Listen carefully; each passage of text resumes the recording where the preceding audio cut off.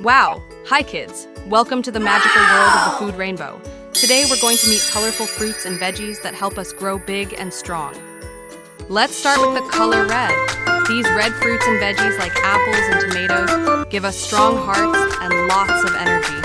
Can you name your favorite red food? Now here's the orange stripe. Carrots and pumpkins are packed with vitamin A, which keeps our eyes bright and shiny. Hello, yellow. Bananas and pineapples are here to give us super strong muscles and boost our energy. Green time. Broccoli, spinach, and cucumber are full of power to make our bones strong and our bodies healthy. Don't forget blue and purple. Blueberries, grapes, and eggplant keep our brains sharp and our bodies ready to learn and play. Potatoes are not just yummy, they are full of energy.